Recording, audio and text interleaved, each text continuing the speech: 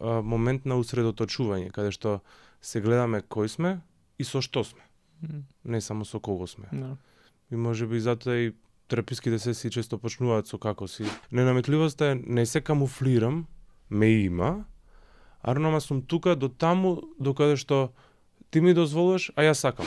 Бидејќи активен, преживен после криза, значи човек кој што бара начини и ресурси и орудија како да се носи и да ја трансформира кризата. А може би понекогаш и да ја трансформира заедницата. Не секој се рестартира на соодветен начин. Никола, како си? Добро сум, Јорги. Добро за ова врнежливо утро, некако свежо со време го фатив денот. Не. И стигнав и да ја извежбам, и да се истегнам малце, и да преработам се што сонував. Имав интензивни сонови, па некако ми требаше време за ми легнат, и кога сум ми сонувал вообичаено, така преку вечер, ми треба време за да ги обработам, ради што исто како пола ден да ми бил буден. Да, тоа е интересно, да, ја никош не сум размислил на тој начин, веќе најчесто кај мене барем ја ако сонувам, што не е толку честа појава, веднаш право почнувам со денот и не размислувам за тоа што сум сонувал, освен ако не е нешто кое што дали некоја личност која што не знам, не сум ја видела долго време или нешто кое што ми се случува моментално. Дури тогаш можам да застанам и да видам што како, чекај, што се случуваше. Кај сум, што сум, да го поврзиш со тоа што било скоро. Да. Ама ретко кога тоа ми се случува и повеќе сум окей. Станувам, не знам, ќе излезам, ќе истрчам, ќе прошетам што и да, ќе почнам со денот, ама не размислувам многу за тоа што сум сонувал. Да го фатиш денот, да. А всушност тоа е многу битно. Пред контактот го викаме ние во мојава експертиза, да речам, во мојава психотерапија, ради што мене најубави ми се деновите во кои што имам простор за да се прилагодам и да го тргнам денот, да се адаптирам на денов. И денес ми беше баш така. Знам дека работа ме чека дури во 12 часот. Знам дека можам да доволно се истегнам не во кревет, вон кревет. Знам дека не треба да правам кафе, макар што не пијам кафе, али пак мојата рутина од типот да пијам топла вода со лимон, па да да се истуширам, не ме чека онма денот. И тоа многу менува во секојдневнава динамика, приметувам. Баш и тоа си го размислував по пат додека доаѓав. Да, јас имам приметено со трчањето, кај што цел живот не сум практикувал некоја од секојаш, нели, тоа постои, сакам да имам морнинг рутина од сабајле некоја, ама се док не почнав да трчам, немав нешто што ми е константа, дали 3 пати неделно, дали 4, дали 5 пати. И кога имав прекини од тоа, дали поради повреда или патување или времето, денот ми беше многу немав толку, знаеш, ни енергија, ни мотив и до 4-5 после готов бев, не можеш после ништо да правиш. А вака и се приметува и ама не знаев дека тоа ми фали, се док не почнав да го јадам тоа. Тоа ми е и сега вообичаено е така. Тоа, знаеш, не знаеш нешто дека ти фали ако не пробаш нешто различно. Така, да, тоа е погонско гориво, знаеш, со сите работи е така, од типот на кога буквално ќе го прихраниме организмот, тоа сваќаме дека ова ни требало и затоа многу често имам читано и искусни возрастни терапевти кои што пишуваат дека тоа е начинот со кој што ги третираат дрогите, во смисла зависноста од дрога. Бидејќи телото надоместува тоа што е во минус. И сега се дигнал некој хормон, без разлика дали е допамин стимулиран со наркотикот, и после тоа го бара истото. И истово и со поволниве работи, во смисла мора нешто му се даде на телото за да се види што е тоа без што не може.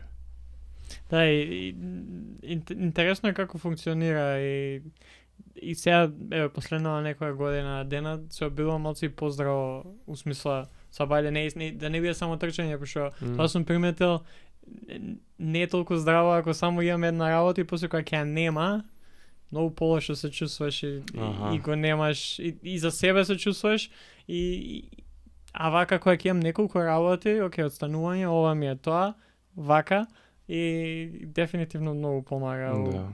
Секој ден да видам, окей, имам енергија, имам некој елан што ме води во текот на ден. Баш тоа е адаптација, јас од секогаш сум викал не сакам само еден спорт или една активност, зошто? Ради што баш како што викаш кога ќе ни одземена, а сите се плашиме природно, тоа ни е вградено во не само во психолошкиот код, туку и во биолошкиот, кога ќе ни одземена се викаме што без ова. Знаеш, и затоа е многу битни спектрите што ги отвараме, дека добро, ако не е трчање, ако ми е повредена ногата, само ќе се тегнам јога. Ако не е тоа, тогаш ќе играм пинг-понг само и нема многу да мрдам од место, пак нема да имам активност од долни екстремитети, само од озгора ќе се активирам. И мене многу ми помогна тоа што веќе не живеам сам и например, жена ми работи на некои 20 минути од дома и секоја сабајле, бидејќи училиште и секоја сабајле, ајде ќе стануваме исто време, некаде околу 6 и по. И ајде со нејзе ќе оставам, мислам, пешачиме, не, ама тоа ми е како вградено кај што 90% од деновите можам да направам и многу е лесно да кажеш да. И после тоа дали ќе истрчам, дали ќе се вратам дома, дали ќе директно продолжам на работа, ама тоа гледам и тие некои 15-20 минути таму и назад, многу голема промена прави. Пошто мислам дека, знаеш, некојаш кога зборуваме за вежбање, за телесни некои вежби, луѓето како пречка стои, па ја не сум не можам да трчам толку долго или толку брзо или не можам да вежбам, ама уствари тие некои 15-20 минути одење, мене многу повеќе ми помагаат од било кое трчање, бидејќи ми е константно, бидејќи немам пречки за да направам. Да. И плюс кога имаш некој друг со тебе, па разговор, па едно друго поминува, а уствари ти си, не знам, некои 5000 чекори си направил уште од сабајле и после тоа имаш, ајде ако кажеме некои 10.000 до 12 да бидат некој оптимално добро за секојдневно пешачење. Да. Ја веќе пола сум завршил 8 сат сабајле. И тоа е функцијата на рутината, да го припреми телото и мозокот во смисла да циркулира, да не биде преморен, а да биде доволно активен, да го мобилизира за што е тоа следно што доаѓа и да не биде пренагла отстапка од типот на ако наеднаш е некој физички напор, да кажеме теретана со килажа во 7:30, а во 6:30 почнал денов, тогаш има нагла отстапка, а ако е припрема, така што веројатно тука сме блиски во однос на тоа кај што и ја сега почнав и влегов во брачниот живот и ја навикнуваме рутината со мојата жена во однос на динамиката, каде што мојата динамика е да обрнам внимание првично на телото, а незината динамика е да обрне внимание првично на она што го внесува, од типот на храна, чај и таа не е кафеџика, но пак го има тоа. Јас често знам да газам топче тенисерско, во смисла за да ми се раздвижи, значи наједноставно нешто, баш како што викаш, Да. Тоа е интересно и ја мислам дека не осватив колку е само важно баш моментот кога живееш со некоја друга личност и гледаш и они што прават и ти и како се например кога станува збор за брачен партнер, како да се совпаднеш, тие се некои работи, една од работи е кој што не сум приметил колку само бидејќи имам по последните неколку години тоа го сватив и преку работа со психијатар и со терапевт, кај што имам мислам ADHD. И сега за мене секогаш ми било лесно бидејќи надвор можам да се внесам, ќе давам се од себе, знаеш, успешен сум во тоа што правам, ама кога се вратам дома, многу е тешко било што да направиш. Во тој момент да забораш да јадеш, забораш од сабајле да станеш од кревет и треба 3 сати да станеш. И тоа, знаеш, бидејќи валјда мене ми штети, ако си сам, не го ни приметуваш толку и никогаш не ми било проблем. Сега кога живееш со друг, на нејзи штети и мораш да даеш максимум и повеќе од тоа за да, знаеш, ајде, што е на мене, ја некако ќе се знаеме. Можам да скокнам, можам и да прогледам низ прсти, што се вика. Ама кога на другата личност тоа и е проблем и ти си чекај.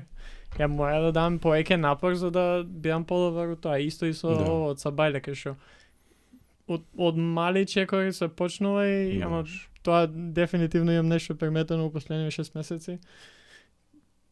Многу голема разлика прави. Да. И тоа е функцијата на заедништвото, да има од што да се одбива, а тоа што се одбива да е со љубов, да не е само проекција ти вака, јас така, туку едноставно двајцата правиме за подобро на двајцата. Во тоа двајцата има и јас и ти, а има и преплетено ние.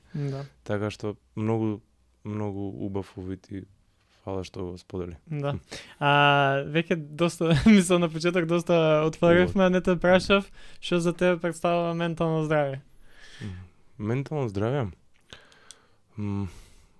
Буквално ова воведно прашање што ти е многу значајно, бидејќи не позиционира на тоа да погледнеме во себе. Останување со тоа што сме ние, сум јас, бидејќи во тоа го има како си, сум, добро сум, лошо сум, онака сум. Значи, има цел склоп, цело јадро од кое што се разградува.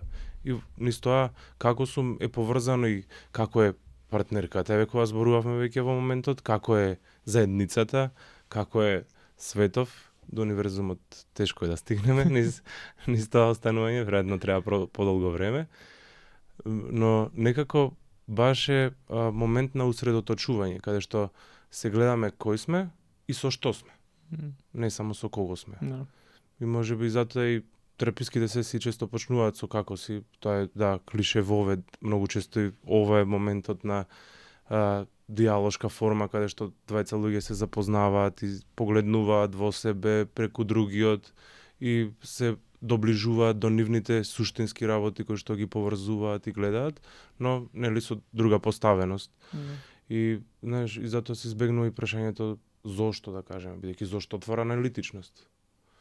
Се избегнува прашањето што ти е, бидејќи што ти е може да има инстант одговор. И сега кога имаме вклучително тука колкав простор ќе оставиме за да се формира нешто.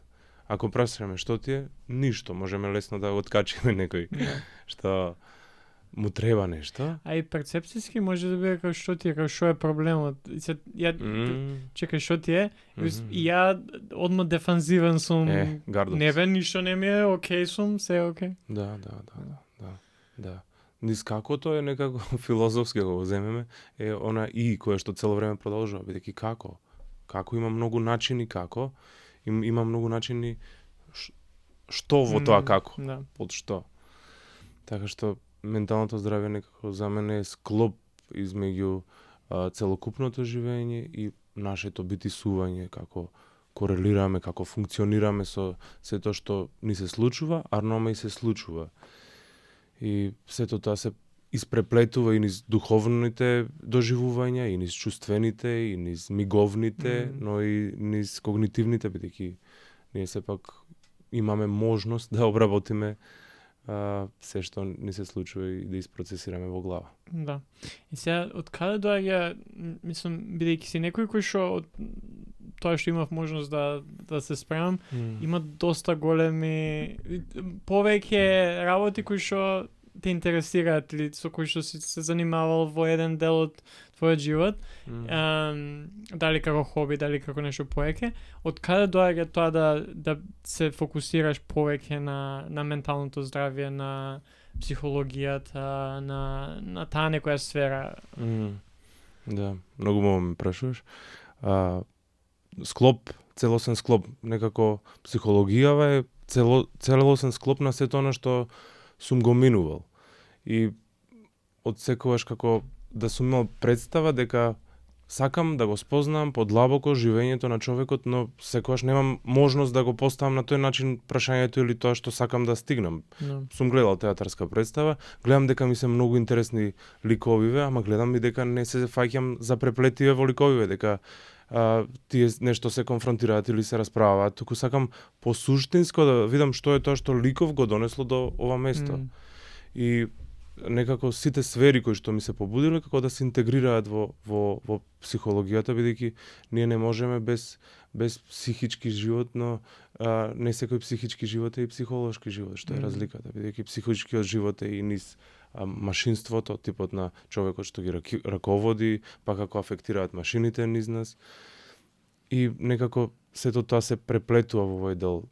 Не можам да, макар што и не сум имал никаква тенденција кон, посебна тенденција кон електроника, кон нешто што е, да речам, од интровертен дел, дека јас ќе седнам сега и ќе се усредоточам и ќе правам само макети. Татко ми тоа го може, вереницата го може, но јас секогаш сум сакал да бидам меѓу луѓе, со луѓе, секогаш сум тежнел да им се доближам, да не се наметнам, и таа можеби ненаметливост е многу битна. Веќе ненаметливоста е не се камуфлирам, ме има, арнома сум тука до таму докаде што ти ми дозволуваш, а јас сакам. И можеби тоа ми го прави склопот на бивање во психологијата, да бидам тука, да речем, во тој аспект. Да, и да знаеш што до кај сакаш, до каде, бидејќи некојаш е многу лесно таа граница, иако е можеби ја имаме да ја преминеш, ама да знаеш, окей, овде ми е, бидејќи на пример, ја тоа го гледам во односи со други луѓе кај што многу лесно односи се менуваат и тоа е окей, природно е, ама не секој однос е исти, не сакам исто од секој однос. Точно. И да знаеш дека окей, тука сум, присутно кој што кажа ти, многу е, пошто исто така и лесно пак да биеш камуфлиран на некој начин, само од страна да гледаш и да биеш присутен, ама не си стварно присутен. Да, само да бидам дел од целото, заради што така нелесно ќе си поминам. Истакнувањето знае да отиде во одстапка.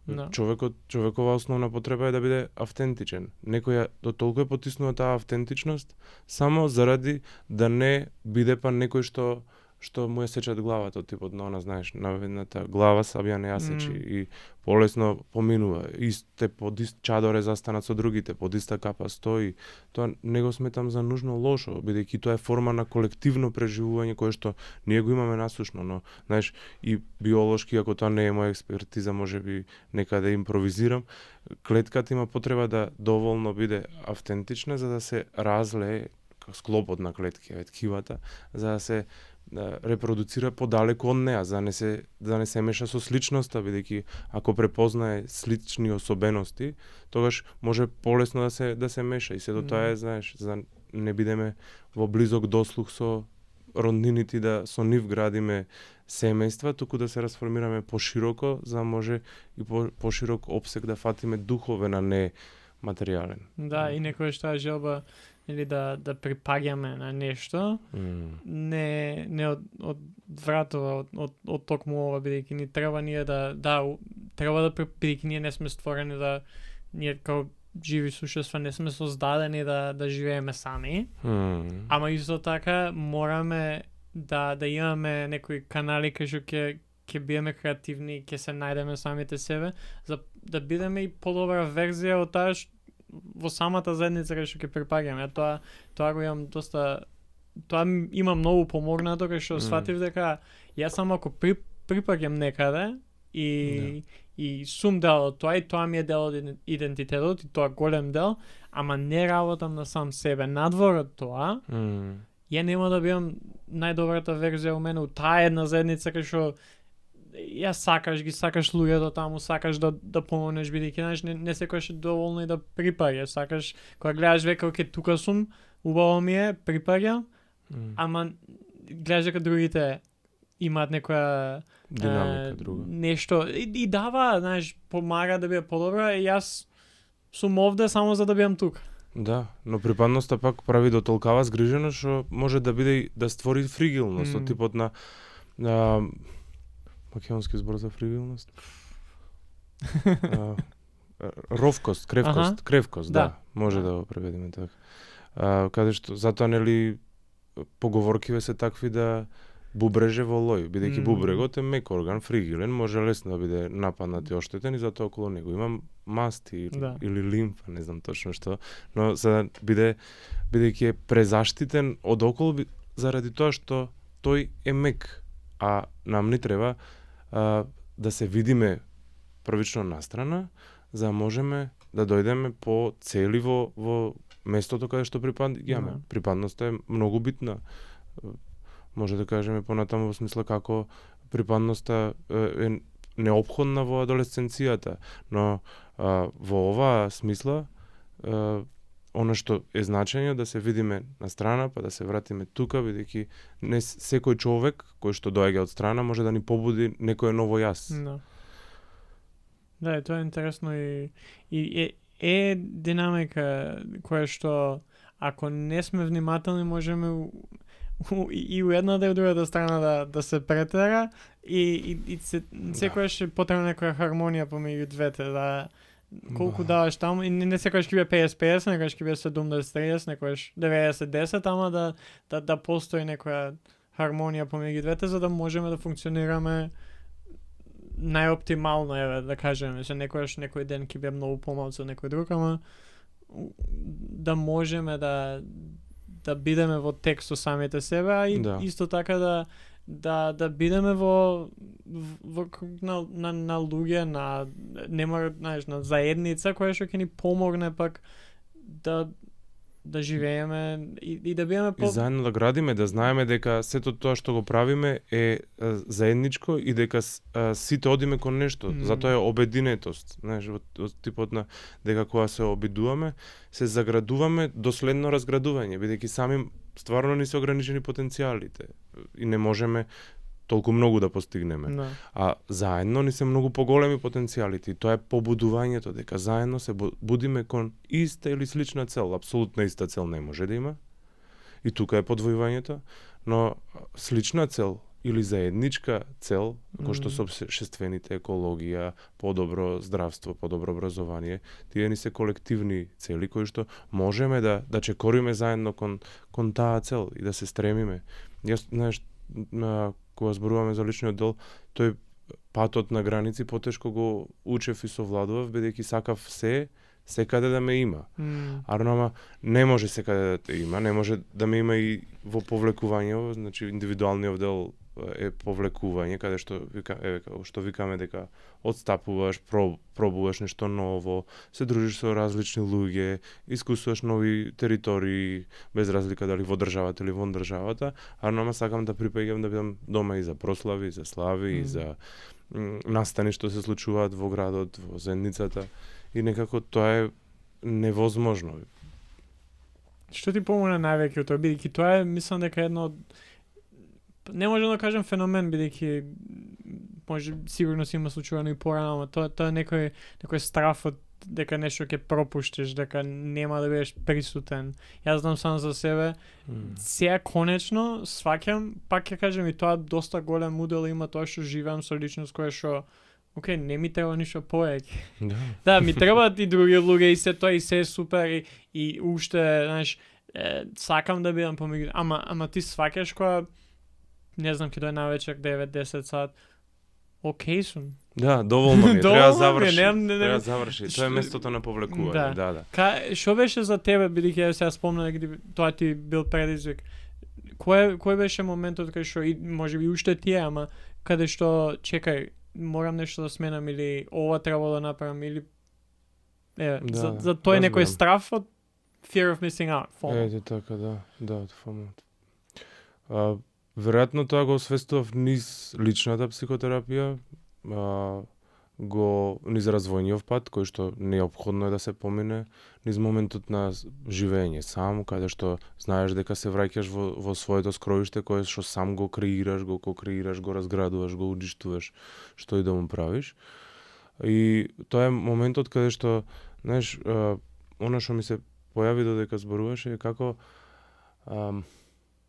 многу често ние не ги расчленуваме работите.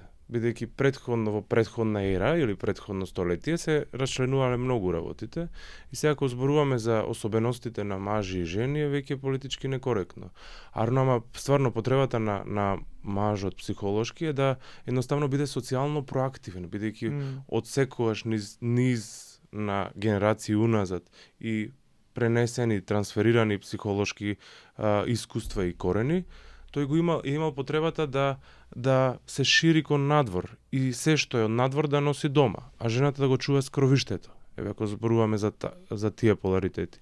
И со самото тоа што го чува скровиштето или огништето, како и да го наречеме, таа е доволно и од тука се разградува. Тоа е и емоционалната суштина на машките и на женските улоги поделено. И плюс моментот на реализираност, ова не ми текнува кој точно развоен психолог го читав, зборува за за момент за остварувањето, типот на дека жената се реализира преку репродукцијата, зборуваме биолошки, кое што директно дава одговор на психолошкото живење и на чувствување. И сега моментот каде што откако ќе се реализира на ниво на дете, потоа има природна потреба се повлечи за да го заштити него, а на мажот нему и тоа доволно, бидејќи мора да заштитува, мора да гради безбедност, мора да гради сигурна зона и цело време мора да оди кон надвор. Сега, достапноста па на социјалните мрежи го менуваат тој тек. Арнама тоа е ново и мислам дека е премалку истражено, бидејќи што е со тоа во однос на динамиката на жените, каде што има телефон дома и може да биде социјално активна и проактивна. Значи, дали ја надоместува потребата на физичка близина, дали и е привидна изолација или е вистинска изолација. Тие се некои прашања кои што и јас ги жонглирам и си ги поставувам и ги разгледувам и некако и тој момент можеби што стои. Да, и тоа е интересно кој што кажа како со генерации, децени, векови постои еден начин на функционирање и сега ево последните ако земеме со воведување новите технологии и социјални медиуми, многу е краток период за се да се смени, за да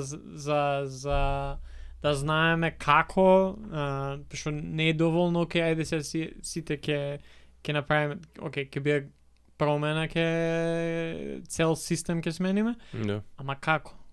Знаеш, тоа е интересно секогаш ми бидејќи јас имам политичка Маркс, он кажал убаво како треба да бидат работите, ама никој, знаеш, многу е тешко како да се стигне од еден вид на управување до друг, од капитализам до комунизам.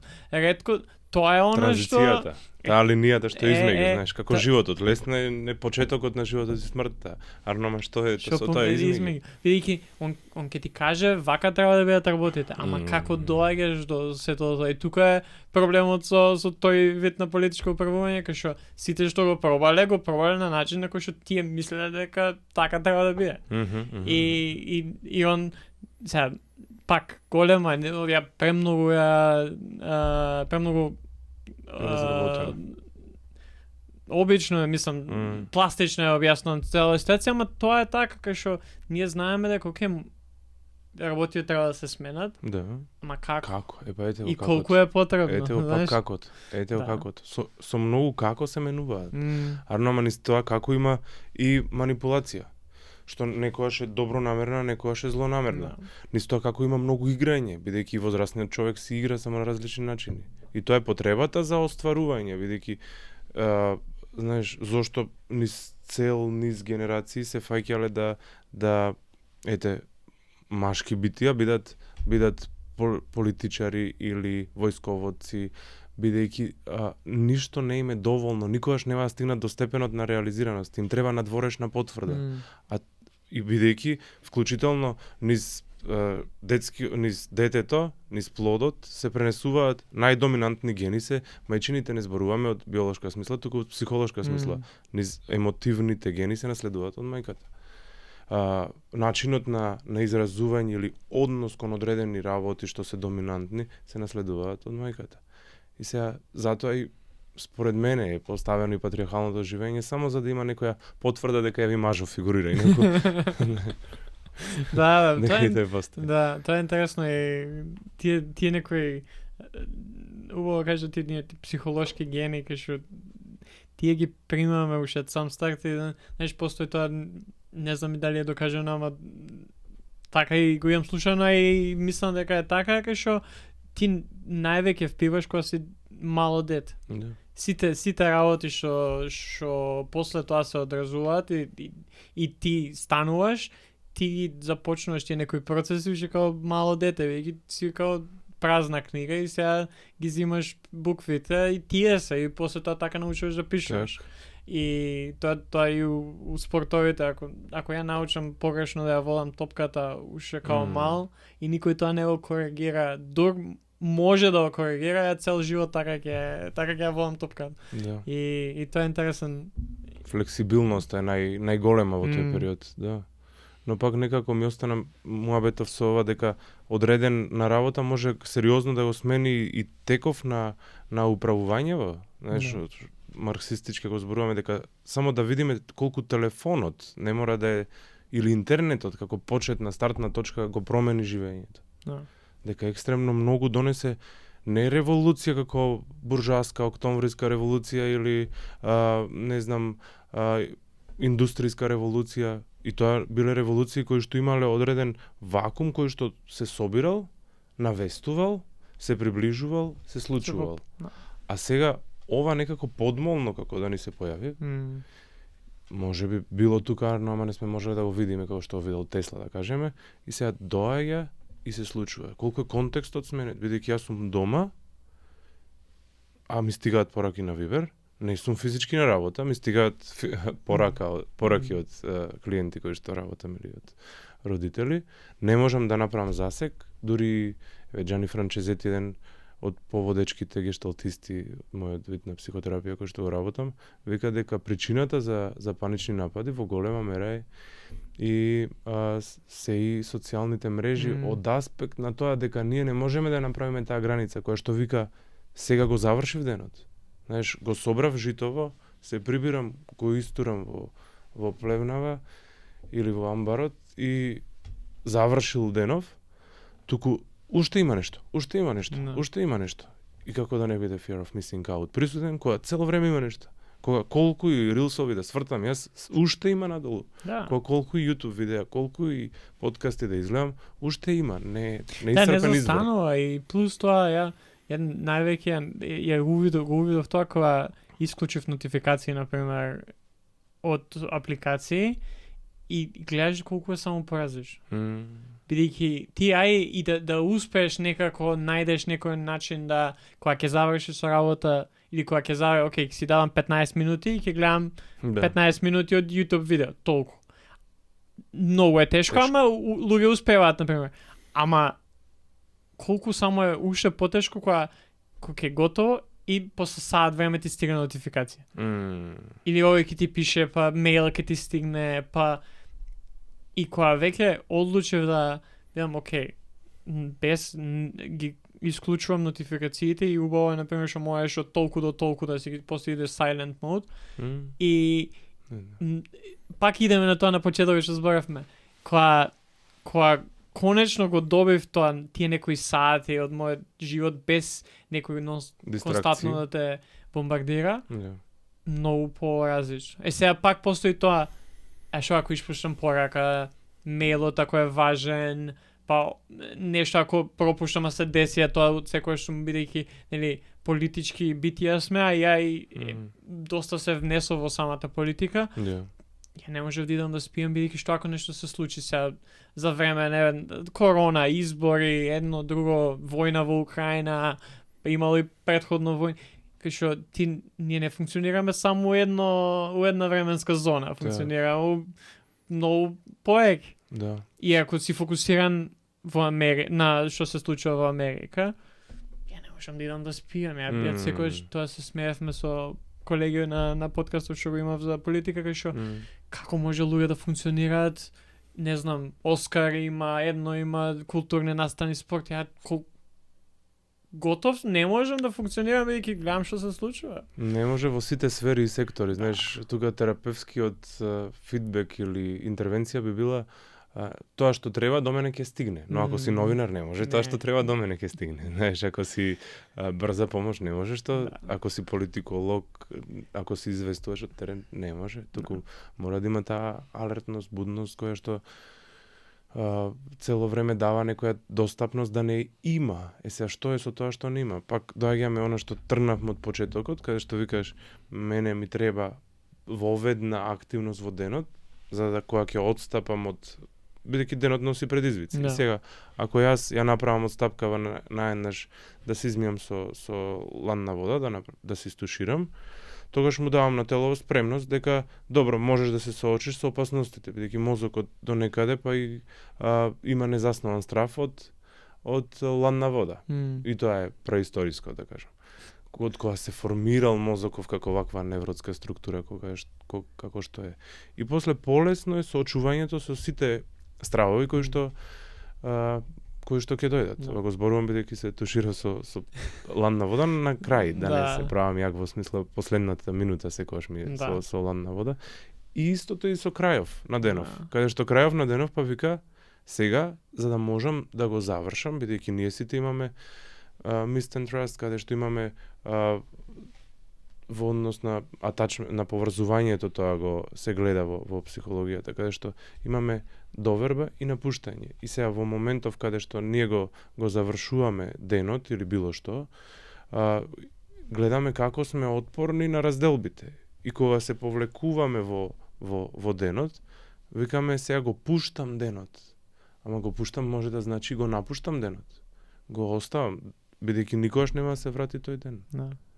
Некои и современици зборуваат повеќе, можам да ги наведам, зборуваат за тоа дека секој ден е едно умирање и секој утро е наново раѓање. Не е ова поетски, туку е нешто онака баш символично, бидејќи стварно тој ден никогаш нема да се врати. Да. И тој е моментот каде ние одиме во некој дозволен регрес или во дозволено повлекување во сенка. И како дека и после нас продолжуваат работите, дека и ако не видам јас на линија на читачка публика или читачки новинар кој што следи што се случува сега моментално во Буркина Фасо или во Србија, пак го има моментот кој што вика добро, го пуштам за некој друг да стигне до тоа, некој мој колега.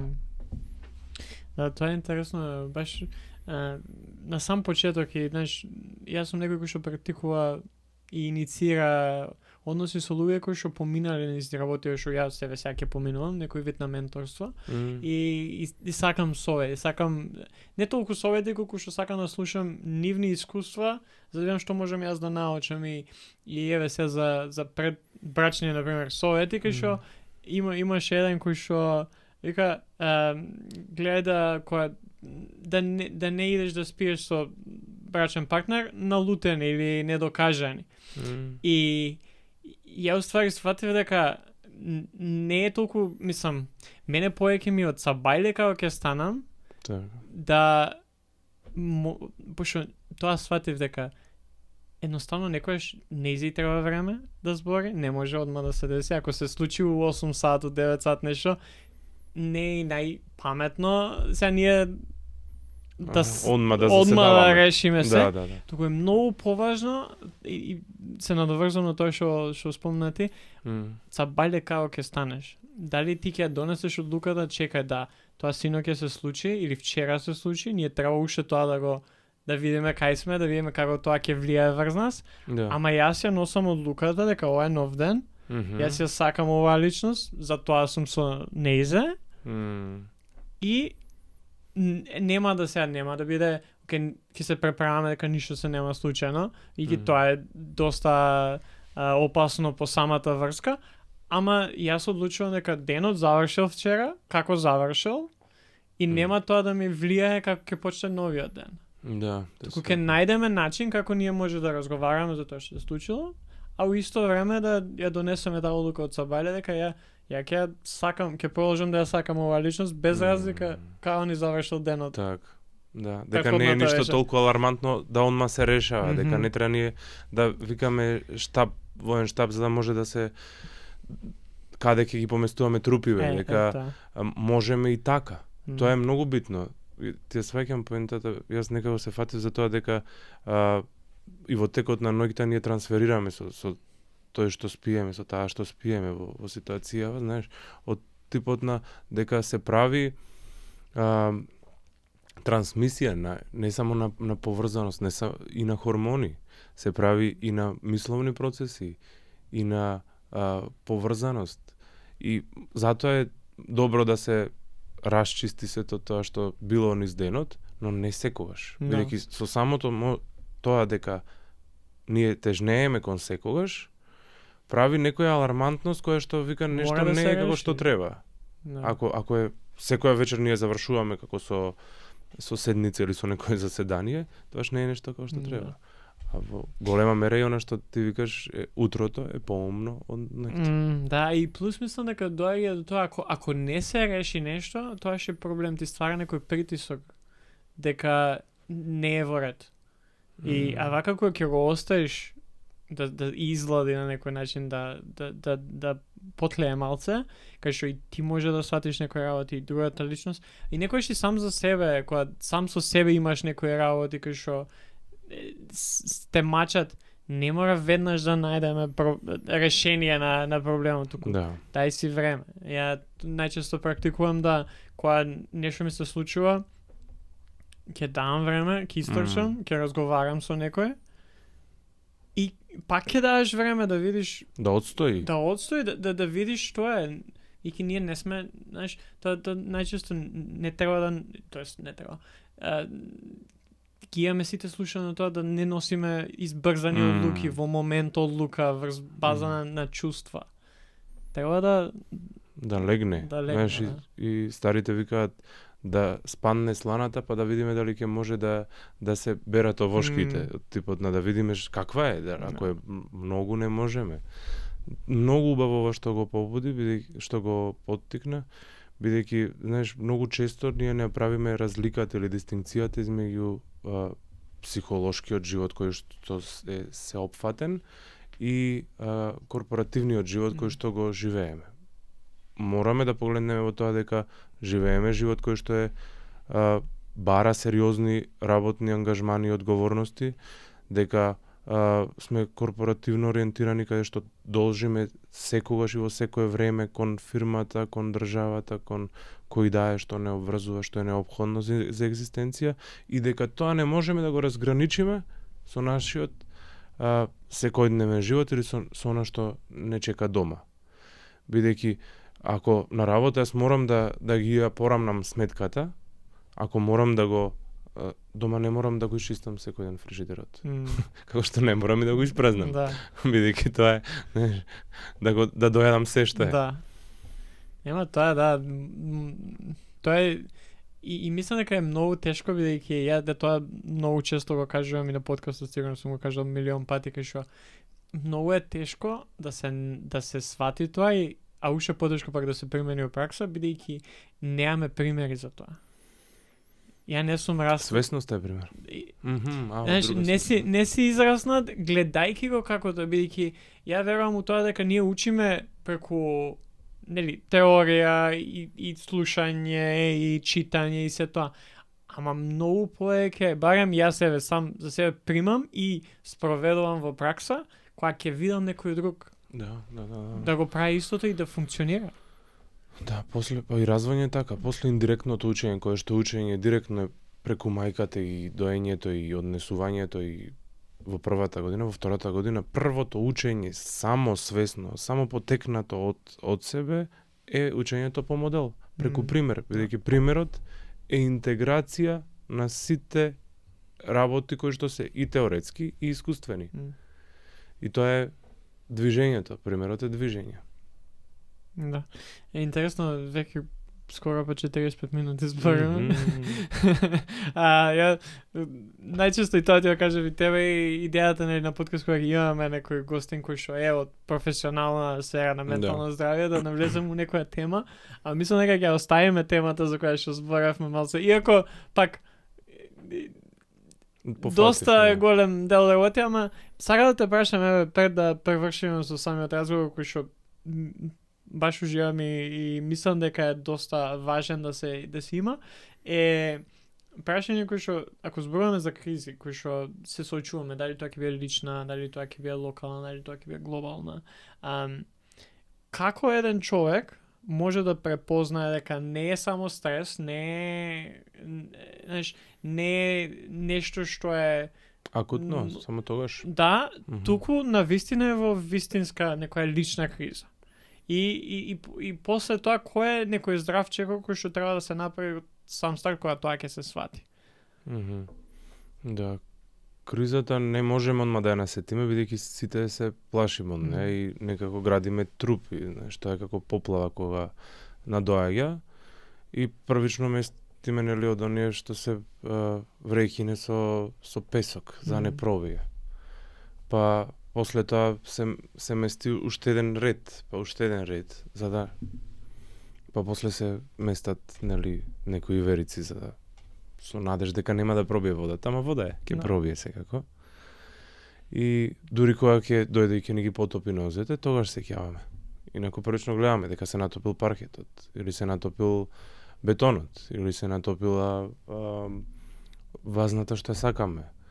Кога ќе ни ги натопи нозете, сваќаме дека е криза, а има и кризи кои што можат па цели да не преплават, од типот на да биде цунами. И местото на идентификување не е баш толку битно, бидејќи понекогаш и таа хиперсвесност па ни прави блок. Бидејќи, еве ја кризата. Многу кризи сме ги поминали во трк. Развојните кризи не значат нужно зло. Дека нешто лошо ќе се случи во живењето или во растењето, во развивањето на детето. Туку значат дека се дава предизвик и после тоа, по надминување на тој предизвик, се собира нови ресурси со кои што многу полесно се функционира. Кризите се и нужно добро колку што се нужно зло. Зборуваме и за лични и за колективни. Бидејќи секогаш носат нешто што е посоодветно, бидејќи мора се редефинира. Нешто ќе отпадне во колатерална штета, за жал, тоа е неопходно, нешто ќе отиде по вода, некогаш се тоа и човечки животи, што е многу жално и болно, но тоа не можеме да го победиме, дека е така.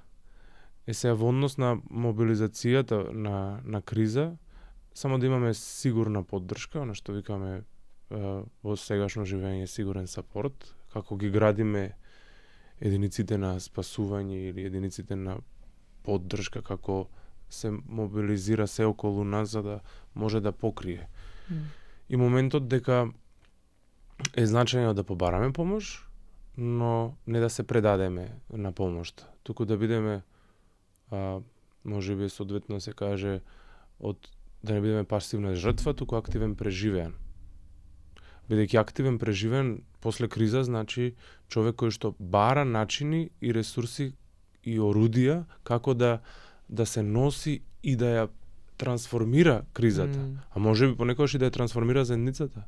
Бидејќи таа криза прави и јас и ти имаме некој вакуум на кризи кои што ни прават за да дојдеме до ова место кое што вика, еве, даваме некој збор, даваме некоја идеја, даваме некој пример, даваме некоја мисла за која што некој може да се фати, што можеби му е неопходно да се фати во тој момент. И тоа е тој ресурс. Се во таа трансформација, како се редефинира реалноста. Никогаш нема да биде исто пред кризата и многу е тешко напуштањето на старите вредности и ова да ме прашаше на 17 или на 16 години ќе беше многу покатастрофично да погледнем во криза, бидејќи човекот има отпор кон променливоста, бидејќи променливоста на работите го носи до минливоста, дека завршува нештото, минливоста е нели смртта е минливост, дека поминува нештото, готово завршува. Но моментот на редефинирање е место каде што ние ствараме некое ново јас, некое ново ние кое што е поздраво, поцврсто, вклучително во секоја заедница, во секое семејство, носи некоја нова поставеност. Да.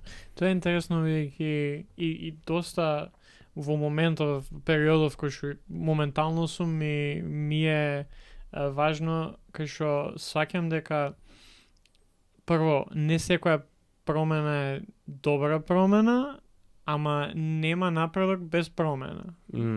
Значи ние мораме кога сме веќе и фактот и не фактот кој едноставно сваќањето дека работите со кои што ние се соочуваме и тешкотиите низ кои поминуваме можат за некои да бидат на некој начин катастрофални.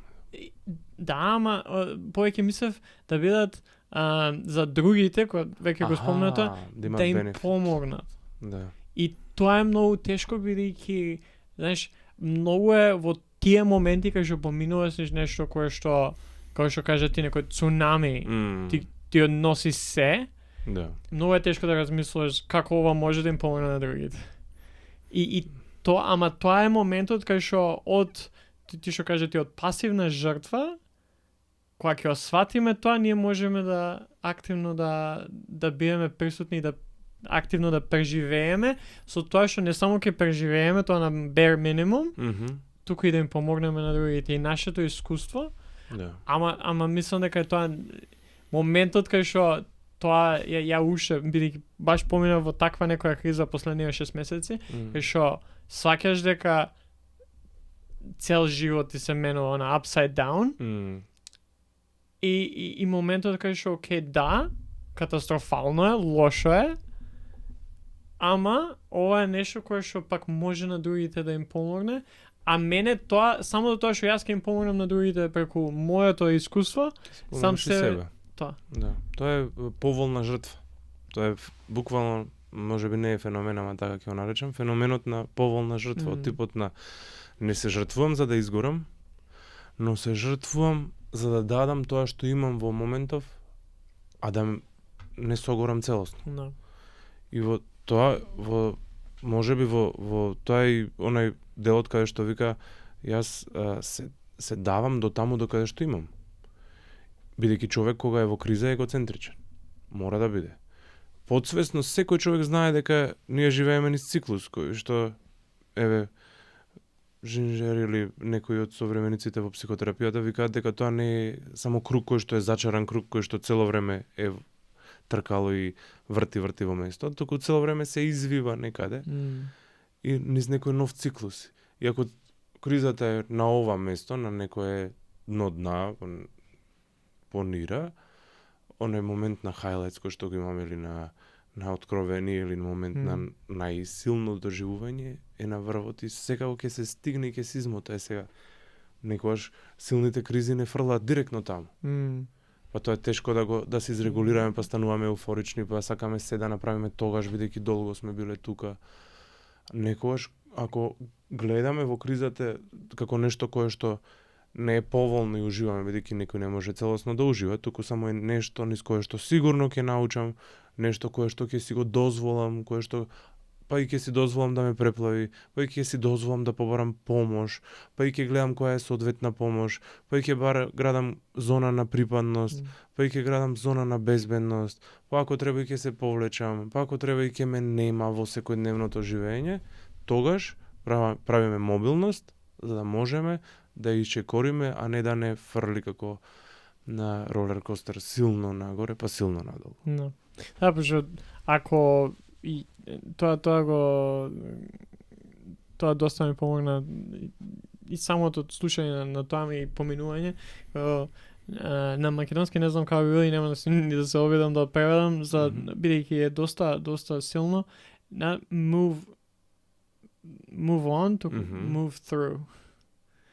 Значи да не само преминеш околу, туку да поминеш низ него. Пошто многу често, например, кога ни се случува потешкоти, дали ќе наречеме кризи или што и да е, многу лесно може да биде само да преминеме преку ова и после тоа ќе биде полесно. А ова е да ти треба да поминеш низ тоа што ти се случува, за да можеш да преминеш преку тоа. Да. Тоа ме поттикнува што буквално овој период се замарам или го тренирам, а тоа е местото кое што вика како ние ќе си ја изградиме отпорноста, резистентноста. Бидејќи резистентноста вика како за организмот, пак правам паралела, она што е сега популарно, или аутофагија, intermittent fasting. Јадам 8 сати, не јадам 16 сати. И телото гради отпорност дека нема цело време да се внесува она што му е привидно неопходно, не секогаш ни е неопходно. Некогаш го залажуваме и мозокот дека ни е неопходно, па ни реагира така. И сега, тоа после има простор да се разградува онака како што телото, што е попаметно но секогаш од мозокот, да го разградува онака како што него му е потребно, а не онака како што мозокот научил да реагира или ние сме ја направиле навиката да му даваме како под импулс цело време. Тоа е многу битно и во задојувањето, да речеме, во воспитувањето, знаеш. Мајки кои што ги ранат децата без престан, тоа не ствара отпорност дека може да има некој вакуум да издржи без ова. Или константно изложеност пред телефон, нема вакуум на издржливост. И таа е психолошката издржливост се гради само така. Дозволено издржливост. Дека сега можам да издржам не 1 до 12. Бидејќи знам дека кога ќе завршиме, ќе отидам и ќе јадам тоа што ми се јаде. Или дека знам дека можам да го задржам вниманието саат време, бидејќи знам од како ќе завршиме, дека малку ќе си погледам во Вардар. Знаеш, и сето тоа е момент кој што ние претураме или компензираме. Каде што ако јас сум цело време со луѓе, после ми треба време со кое што ќе бидам сам со себе. Да напомниш, тоа е баш на компензација, кај што ќе тоа е утрчањето, кај што сега ќе знам имам цел, имам толку и толку километри, ќе давам се од себе, ќе се убедам дека не чувствувам болка, што и да ми помогне. А моментот кога ќе застанам, кога сум готов, Не можеш повеќе. Треба не знам, да собрачеш патики, да седнеш, да попешачиш малце, вики не можеш повеќе. И после ако пробаш да тргнеш, нема долго да стигнеш и нема уопште ништо да можеш да направиш бидејќи толку. И така и со ако јас ја знам дека имам од 7 до не знам до касно навечер до полнок сум со луѓе. Ја ќе дам се од себе, сум, ама од кога ќе си дојам дома, не сакам никој да видам последните 2 дена. Зависно кој каква личност е, пак имаш луѓе кои што повеќе интроверти, повеќе екстроверти, кои што ти можеби самата компензација ти па да бидеш со повеќе луѓе. Само што ќе биде некоја друга средина, нема да биде со 100 луѓе, туку ќе бидеш со помала група на луѓе или луѓе кои што ги знаеш, овие биле луѓе што не ги знаеш. И тоа е интересно и многу е важно да се најдат оние начини кои што функционираат само за нас. Не one size fits all, кај што сега за тебе функционира тоа и ја ќе одземам и може и нема да функционира, може ќе профункционира, ама нема да значи. И моментите на рестарт, овие што ги викаш, дотрчувам и фрлам патики, вадам чорапи, се опуштам најкомотно, се туширам со топла па со ладна вода, седам под клима, знаеш, бидејќи моментот со кој што ние се ресетираме, не знам ова дали е термин кој што од типот на, јас жаргонски го знам, како ај малце рестартирај се, знаеш, како помлади, викав ај малку рестартирај се. И сега моментот кој што вика не секој се рестартира на соодветен начин. Нечие рестартирање е да запалам 2 цигари одеднаш. Нечие рестартирање е да се прејадам. Нечие рестартирање е да испијам 5 пива одеднаш. И моментот во кој што се дозира и рестартирањето и во кој што се прави поволно е стварно од нас одредено. Тоа го одредувам и тоа е местото на кое што го како што декомпензираме. Од типот на јас знам и после трчање да изедам пола канта сладолед. Ама не е соодветно, знаеш. Сега си велам во моја глава добро е што после тоа не пијам пиво или нема запалам цигара, ама ќе се опуштам со пола канта сладолед. Знаеш, и тоа е дозирање на привидно поволни работи. Тоа е како се слушам книга за ултра трчање, ултра траки и зборува баш го обработува тој феномен зашто луѓе не ми текна на збор cheating, мамат за време на такви подвизи или што е да. И уствари доаѓа до тоа дека ја сам себе ако се убедам дека не сум лош ако го правам тоа, или се убедам дека има причина зошто го правам тоа, ја ќе направам тоа. И сега ако се убедам дека ќе изедам пола канта сладолед, бидејќи сега истрчав 10 километри. Нема да се чувствувам лошо после јадењето сладолед. Ама ако, знаеш, пак како ние успеаваме да манипулираме со нашиот мозок, кај што па не сум јас лош ако сите други мамат. Да. Или или ако ова е за не знам што и да е. Да. Ама кога моментот кога ќе се видиме во огледало ќе видиме чекај ова е лошо, јас сум лоша личност за да го правам ова, тоаш ама ако се убедиме дека не бе ова сите други го прават, тоа Ленс Армстронг и Тур де Франс и сите тие велосипедисти кои што поминале низ кој знае какви третмани со крв, со се. Мислам дека они се уште се убедени дека тоа што направиле не било проблем или не е лошо, бидејќи сите го прават. И тука доаѓа тоа, ако таа некоја компензација не е, па добра, сега истрчав 10 км, можам да правам што сакам, пошто сум дал се од себе. Да, за жал тоа го правеле нацистите и со концентрационите логори, бидејќи во јавност представувале дека еве на аристократите германски или австријски представувале дека преубаво се живее во логоров само за да донираат пари, а тие се викале па добро да и сите го имаме тој момент на баждарење. А на моментот на соочување е многу битен, бидејќи прави самодозволена самокритика. Ако не дојде самокритиката од нас, која што понекогаш може да не узурпира, да не уништи, да не потисне, и затоа и таа е битна да ја дозираме и да знаеме до каде си се самокритикуваме, ќе дојде критиката од надвор. Затоа е битно да ја дозволуваме и самокритиката, дека чекај, што правам, да погледнам. И тоа е моментот и со кризите. Значи во кризите, ако имам многу мала можност за бегство, поради тоа што реков, нели, дека човекот за барање на поддршка или помош. Бидејќи некако условно знаеме дека ќе дојде, но и моментот дека до толку сум преплавен што ништо не може да ме извади одате. И затоа се активираат други два механизми, кои што викаат бегство, да побегнам некаде што подалеку од тука, кај што ми се случува, понекогаш и од себе, и моментот на замрзнување пред кризата, кој што е додека да дојде ова, тогаш треба надворешна поддршка, да дојде некој, да ни подаде рака, да ни допре рамо, не да ни потапка рамо, да ни каже нешто, за да можеме да тргнеме и да мрзнеме. Да, мислам дека може ода да превршиме, бидејќи веќе па садора ме снимаме.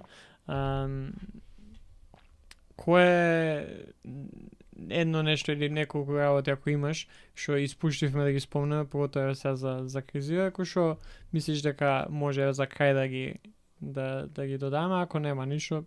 Да. Кратко е само во смисла за адолесцентите, бидејќи некако тоа мене фокус на работа како психотерапевт, дека е многу значајно да има зони на припадност, кои што нели повозрасната заедница ги гради, каде што бидејќи сама единка многу често е напаѓана, како што сам организам е напаѓан од многу работи, значи е изложен. Тие зони на припадност треба да се доверливи, е значајно да се доверливи, да се безбедни. Безбедноста во секоја криза е прва мерка. Еве и да дадеме и реален пример, така ќе биде во смисла и нека не дај Боже да е земјотрес, безбедноста прва се обезбедува, па потоа се друго. И моментот на вентилирање, на филтрирање, дека е многу битно да се зборува, но и да зборуваме. Многу е битно да се изложува, ама и да се изложуваме. И моментот во кој што вика ние се поврзуваме. Не се поврзуваме само преку тоа, преку интересите, преку туку и преку тоа што се препознаваме. Дека заедно сме во или дека исто поменуваме низ овој период и покрај што сме различни сфери или различни интереси. Никола, фала ти за убавиот разговор. За крај само ќе те прашам, кај за секој гостин, кое е едно прашање кој што би го поставил на оние сега што не слушаат? Фала ти тебе, Ѓорги. Прашање, како го погледнувате својот образ во огледало, од која страна?